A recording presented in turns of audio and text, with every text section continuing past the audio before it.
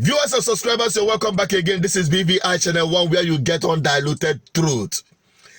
I am so happy that what is happening in Africa is really opening up the eyes of African people to the reality of their own problem. And it is not just no longer where we just sit back in our individual nations or countries and start, agitating that, oh, this one is only for us, the Ghanaians, or us, the Nigerians, or us, the Cameroonians, Ivory Coast, Malians, Burkina Faso and the rest of them, or South Africa. No. Every African problem is all African problem. And the torchlight is on Nigeria. What betide them that they made Tinubu ECOWAS chairman? Listen to this crop of African youths. They said it all. To the ECOWAS situation. First off, let me say, sir, ECOWAS cannot do anything. So they can't do anything. Omama, Niger warning, sir, they should reinstate the president. And now Omama ultimatum, sir, if they don't do anything within that time, they would invade Niger.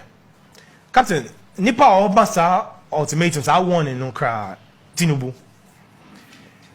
First off, he has been made ECOWAS chairman.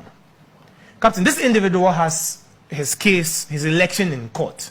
Sir, they are contesting or challenging his legitimacy as president. I don't know on what basis ECOWAS, I find say, Onobeye chairman of ECOWAS. When the man's election as president is being challenged in court currently. Until on what basis did ECOWAS decide, say, you be Tinubu, chairman of the ECOWAS? I'm not surprised. But no, I'm not surprised. The only Aquakura was Babinsom Kanyano. The only Aquakura or woman. No, but I don't blame him. Okay, I said 2016, 2017, when we got our president, His Excellency Naira, he was made the chairman of the ECOWAS. But there was no track record to show, sir, you can deliver on that. But I believe, Captain, or I'm tempted to believe, sir, it is just to give the person certain legitimacy. And see, as the person's legitimacy as president is being challenged in court, so you're the chairman of the ECOWAS, it gives him some kind of credibility. That's what is being done. But Tinubu has not demonstrated in any way, shape, or form, say he's capable of managing the high office of chairman of the ECOWAS. And no down change. The person giving ultimatum to Niger, say if they don't reinstate the ouster president to Niger, no. His own country, 36 states within Nigeria, 30 of the 36 states in Nigeria are under the influence of Boko Haram. He has not been able to deal with Boko Haram. Above you, they push a piece, you see them. Honestly speaking, in shock. Honestly speaking, this is how they are fighting Boko Haram in Nigeria. They are pushing it to a PC by number to Niger Republic to fight pushing a PC by number. Niger army. This is how Nigerian army will lead ECOWAS. Nigerian army. This is how we are going to lead ECOWAS into war with Niger. Then they push when I shame, they shame me. My brother, that is the situation. But my ultimatum said, if Niger does not reinstate their ousted president, he's going to lead a delegation or a military force to invade Niger to do what? Why doesn't he lead that military force to clear out Boko Haram from Nigeria? Because so-called Niger today, and you see number of refugees in Niger, majority of them are from Nigeria, from the northern states in Nigeria. Because Boko Haram, people are displaced. It's most of the people who have run away from Nigeria, northern Nigeria, have found themselves in Niger as asylum seekers. And see, you're not dealing with your home, your internal security issues. I know they all say, yeah. 30 out of the 36 states in Nigeria are under the attack or under the influence of Boko Haram. And see, if there's anything ECOWAS is meaning to do, which will benefit them, is to first of all address the terrorist situation in Nigeria, in the 30 states in Nigeria, send those military forces you have to clear out Boko Haram from Nigeria before you can even consider going into Niger. Bagam, that is the truth. No, tell me what you can add to this truth or remove from it. When they were busy rigging election, when they were busy forcing themselves into power, they no say all eyes were on Nigerian people to deliver themselves from bad governance. And actually, Nigerians did.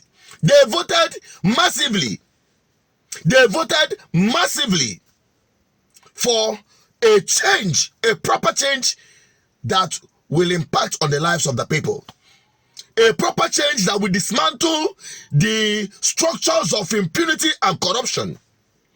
But you know what? Tinubu and co, with collaboration of INEC, rigged massively. Oh yes, it took the massive vote of Nigerian people for them to rig massively, to the point that it is very glaring to everyone. And they don't have any, they can't have any hiding place. The whole world saw it, not just Nigerians, not just Africans. The whole world saw it. Yes, everyone saw it. But the question is, what will happen? What will become of Nigeria if this tribunal, this presidential election petition tribunal, decides to do otherwise, to sustain this impunity? What do you think will become of Nigeria and Africa as a whole? Because when you talk about Nigeria, oh, they say Nigeria is the giant of Africa. Didn't I tell you that Nigeria is only giant of Africa when it comes to corruption and impunity? When it comes to the worst set of political leaders, we are giant in mismanagement of our economy. In a country that continues to borrow and borrow and borrow, to use the borrowed funds to service the lavish lifestyle of politicians in power, while the people continue to suffer. That is the giant of Africa we have always been. It's unfortunate that all of our African countries are looking up to Nigeria as their big brother to do the right thing. But unfortunately, these determined fellows who are being sponsored by the West as ready-made puppets to be used to exploit Africa will continue to push themselves forward. But we are bringing this thing to an end, completely to an end. And that is where I am putting this video to a stop for now and allow you to drop your comment. What do you make of it? And what next? If anything goes wrong, what should the people do? We want this conversation to continue.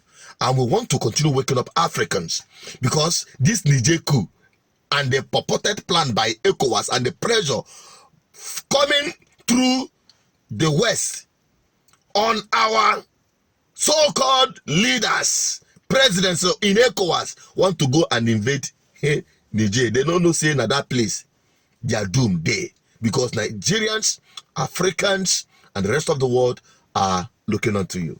Thank God the world is watching, not just Africans, but I can tell you, black nations around the world are interested in what is now happening in Africa.